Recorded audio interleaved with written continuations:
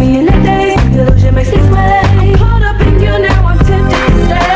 Never looking at me, I can make you say you want me. When you gonna give it up to me? Because your body enticing me, making me want it. When you gonna give it up to me?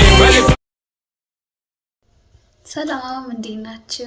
ዛሬ 6 ጸጉራችን ላይ የምንሳሳተው ስህተት ብዬ መጥቻለሁ እና አንደኛው ጸጉር ረፍት አለመስጠት፣ ማበጠር ዝም ብሎ ብዙ ሰዎች በቃ ጸጉራችሁን አታሳርፉትም እና ጸጉር በተለይ ከርሊ ሄድ ጸጉር ረፍት ይፈልጋል እና ጸጉራችሁ ማረፍ አለበት።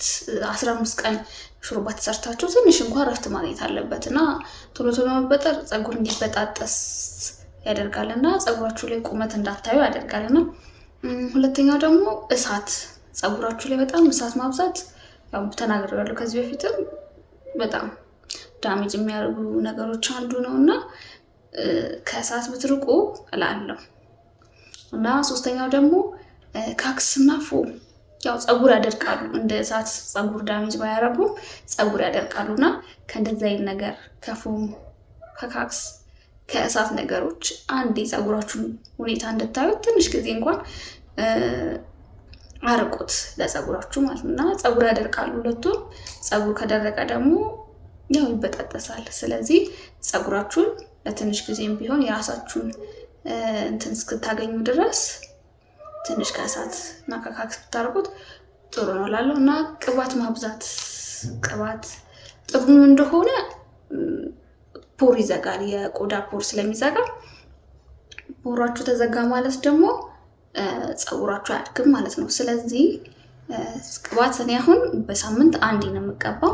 በሳምንት 2 ማድረግ ትችላላችሁና ቆዳችሁ ላይ ብዙ ቅባት አይፈልግም እና ብዙ ባታረጉ ማለት ነው።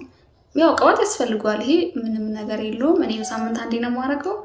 ቆዳችሁን በስሱ መቀባትና ማሳጅ ማድረግ፣ ቅባቱን ቁጭ ከማድረግ ይልቅ ማሳጅ እያደረጋችሁ ጸጉራችሁን እንትን ብትሉት ቅባቱን እንትን ባታረጉለትና ጫፉን መንከባከብ። ቆዳው በስሱ ይደረጋል፣ ጫፉ ደግሞ ተንከባከቡታላችሁ ማለት ነው።